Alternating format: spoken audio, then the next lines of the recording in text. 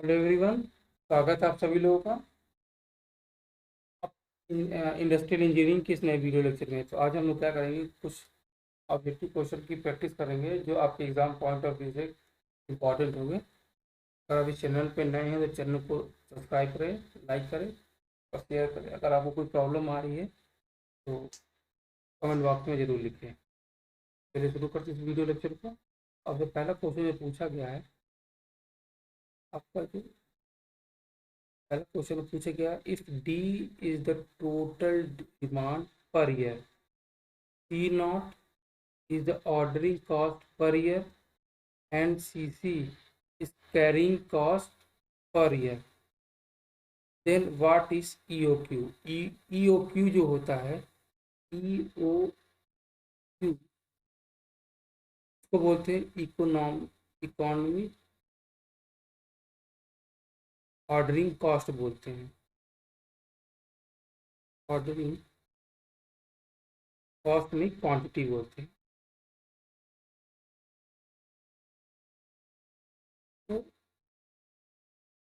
तो इसका जो फार्मूला होता है वो आपको बताना है।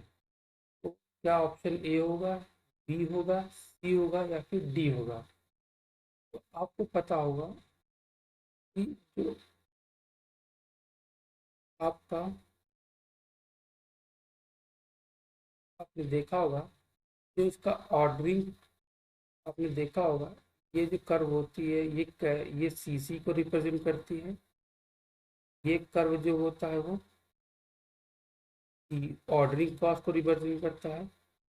और यहाँ पे सीसी और सीओ मीट करते हैं वो आपका ईओ क्यू होता है। और ये आपका टोटल कॉस्ट होता है, टोटल कॉस्ट। ठीक है, आपका टोटल कॉस्ट होता है इसमें। तो आप क्या बता सकते हो, ये आपका ग्राफ होता है। और ये आपका क्या होता है, ये आपका टोटल कॉस्ट का ग्राफ होता है। आप देख सकते हैं जो टोटल कॉस्ट होगा वो मिनिमम है ईओक्यू पे। तो ईओक्यू का जो फार्मूला होता है वो होता है 2D C0/CC होता है। आगे चलते हैं। जो आपका Halsey plan of ways incentive है, ठीक है, जो healthy plan of ways incentive है इसके बारे में बताना है। इसमें क्या कर रहा है, is not applicable to all level of workers, is applied to all level of workers, do not guarantee minimum wage, is based on efficiency of workers. तो इसका जो राइट ऑप्शन होगा वो होगा आपका ऑप्शन नंबर बी होगा।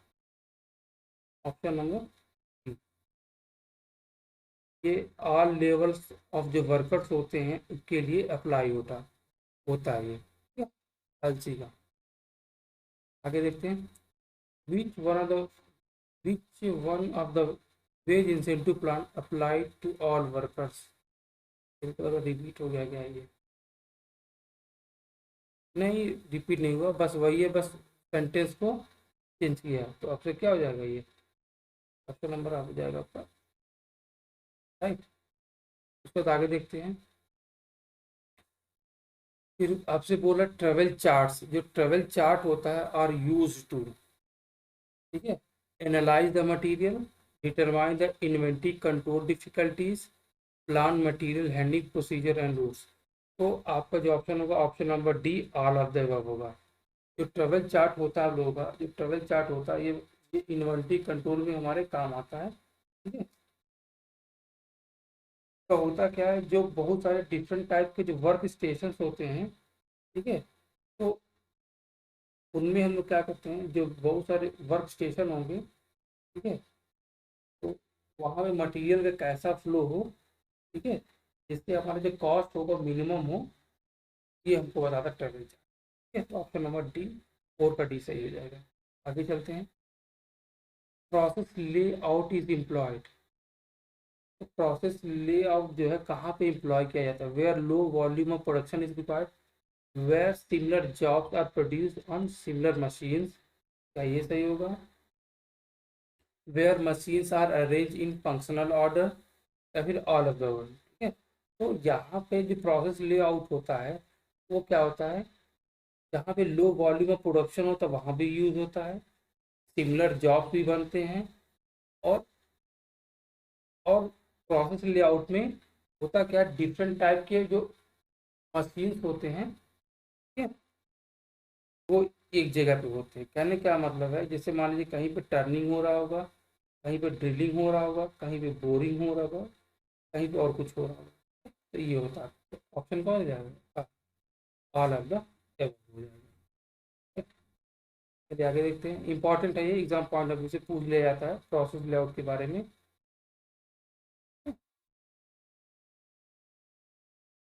अब क्या कह रहा है, which one which one of the following technique is used for determining allowance in time study, acceptance sampling, linear regression, performance rating, या फिर वर्क सैम्पलिंग। आपको जो सिक्स का हो जाएगा वर्क सैम्पलिंग होगा, राइट। तो अलाउंस क्या होता है, आप लोगों ने देखा होगा स्टैंडर्ड टाइम जो होता है, स्टैंड टाइम होता है बराबर क्या होता है, जो होता है नॉर्मल टाइम प्लस अलाउंसेस। और आपका जो,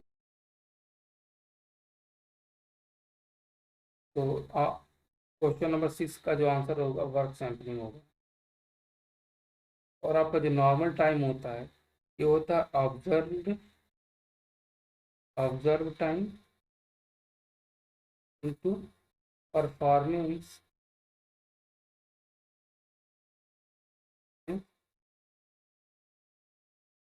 रेटिंग होता है।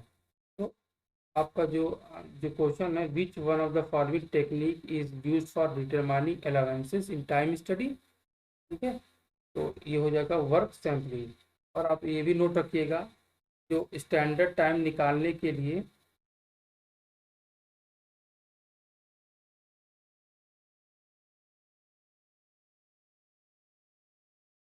स्टैंडर्ड टाइम निकालने के लिए हम क्या करते हैं, वर्क सैम्पलिंग का यूज़ करते हैं। और जो वर्क सैम्पलिंग है ये एक मीन्स है, एक साधन है, साधन है टाइम स्टडी, टाइम स्टडी का, राइट। आगे देखते हैं, the most important function of inventory control, जब इन्वेंटरी कंट्रोल होता है उसका एक बहुत बड़ा इम्पॉर्टेंट कार्य या फंक्शन होता है, वो आपको बताना। Stock control system to run the store effectively, technical responsibility for the state of the material, all of the work. आपका आंसर क्या हो जाएगा, ऑल ऑफ द वर्क हो जाएगा। ये आपके तीनों ऊपर के आंसर सही होंगे। अब क्या कर रहे हैं, break even analysis represents the relationship between cost and volume of production, तो इसका ऑप्शन हो जाएगा हाँ, टू है, जो स्टेटमेंट बोला जा रहा है टू है। आप लोगों ने पढ़ा होगा, ये आपका आपका ये आपका वेरिए ये आपका फिक्स्ड कॉस्ट होता है,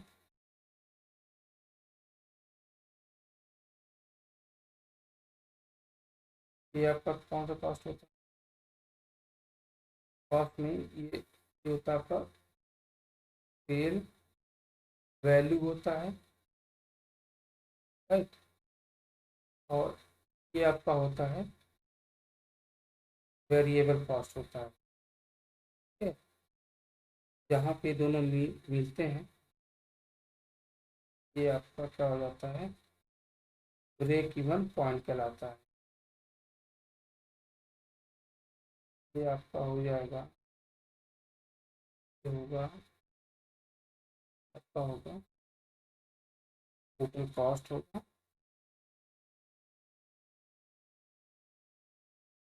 कॉस्ट होगा तो it break even point, it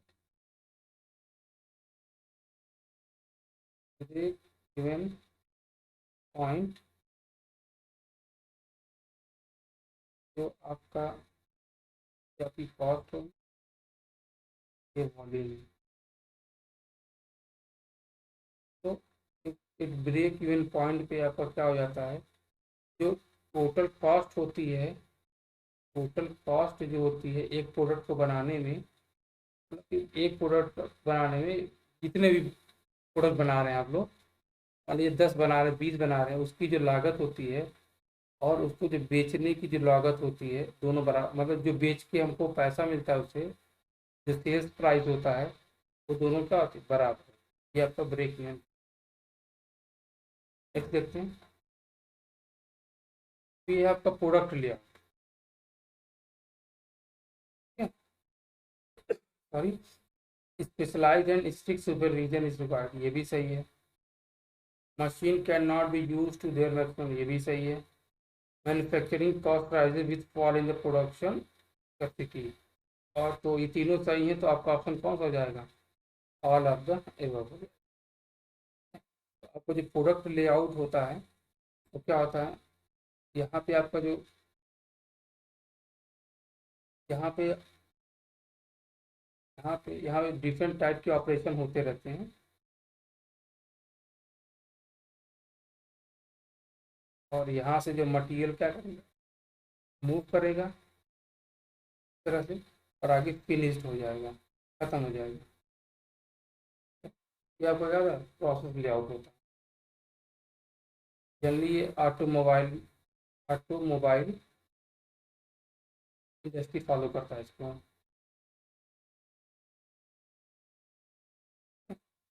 ये हो गया। आगे देखते हैं। अब कह रहा है, ये इंपॉर्टेंट क्वेश्चन है आपके एग्जाम पॉइंट ऑफ व्यू से, कह रहा है the bonus is increase in the proportion of the increase in the productivity. तो अगर किसी वर्कर की प्रोडक्टिविटी बढ़ रही है, तो उसका जो बोनस होता है वो भी इसी प्रोपोर्शन में यूज बढ़ता है। तो ये किसने दिया था, इमर्सस इफिशियंसी प्लान के अंदर ही आता है, राइट। आपको जो हेल्थी प्लान है उसमें आपका जो बोनस होता है वो जनरली 33.5% से 66.5% के बीच में रहता है। जनरली इसको 50% हम लोग मान पे क्या करते हैं, ये आपका बोनस है, ये बोनस देते हैं। अगर आपको, ये आपका बोनस होता है 50%। अब याद रखिएगा, जो एलसी है बहुत इंपॉर्टेंट है।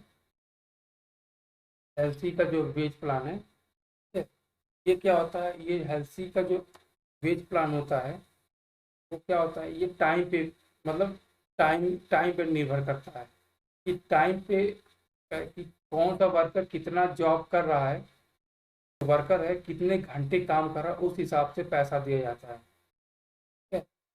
तो मान लीजिए स्टैंडर्ड टाइम आपका 10 आवर है,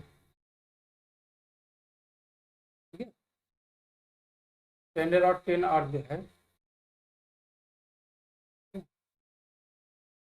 और उसको जो पैसा है वो 50 रुपये पर आवर के हिसाब से दिया जा रहा है। ठीक है। और ये जो कोई पर्सन है, कोई पर्सन है, अगर वो 10 घंटे, अगर उसने ये जो जॉब है, दो पर्सन है, पर्सन ए और बी, इसने जॉब को पता चला कि 8 घंटे में किया,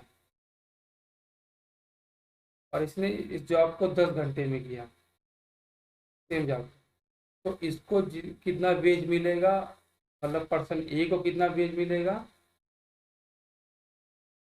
मान पर्सन ए है, आपका पर्सन बी है, तो उसको वेज कैसे निकालेंगे, तो वेज जो होगा, पर्सन ए का वेज कितना होगा, ये क्या होगा, इसने कितना समय लिया है जॉब को परफॉर्म करने में, 8 घंटे लिए हैं, और 8 घंटे में इसको 8 घंटे में इसने काम किया है और स्टैंडर्ड टाइम ये है 10 घंटे।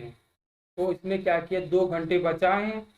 ठीक है, तो 8 घंटे काम किया है तो इसको कितना रुपये मिलेगा, 8 घंटे इंटू 50 प्लस, अब क्या होगा, बाकी बाकी अब क्या होगा, 2 घंटे इसने बचाए हैं क्योंकि स्टैंडर्ड टाइम 10 घंटे, काम 10 घंटे में हो जाना चाहिए था, लेकिन इसने 8 घंटे में कर दिया, 2 घंटे सेव किए हैं, तो 2 घंटे का इसको बोनस मिलेगा। क्या होगा, बोनस कितना मिलेगा, मान लीजिए 50 रुपये पर घंटे दे रहा है तो इसका 50% के हिसाब से मिलेगा इसको, पूरा का पूरा नहीं मिलेगा। तो कितना हो जाएगा, ये 2 हो जाएगा,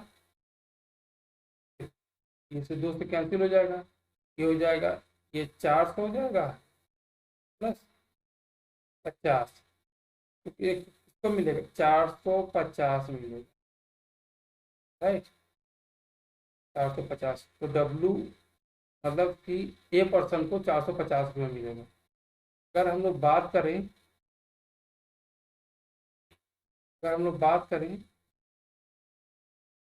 पर्सन बी का, तो इसका वेज कितना होगा, इसका वेज होगा, कितने समय में इसने काम को किया है, तो इसने किया है काम, सेम काम को 10 घंटे में किया है, तो 10 घंटे गुणे इस रेट से पैसा मिल रहा है, 50 रुपये पर घंटा मिल रहा है, तो उसको कितना मिलेगा, 500 रुपये मिलेगा।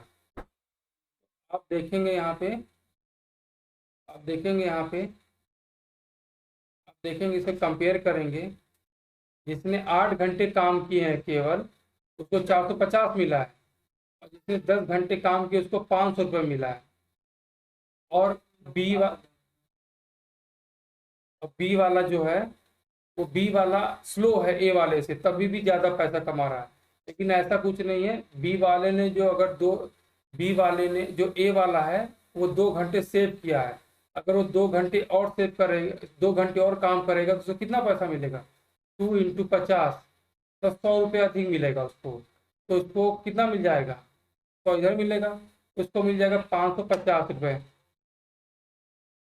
550 रुपये मिल जाएगा। ठीक है, तो आप देख सकते हैं कि वर्कर्स को मोटिवेट करने के लिए बोनस दिया जाता है उनके एफिशिएंसी के हिसाब से। ठीक है, तो यहाँ से वीडियो खत्म होता है, मिलते हैं अगले लेक्चर में, तब तक के लिए धन्यवाद।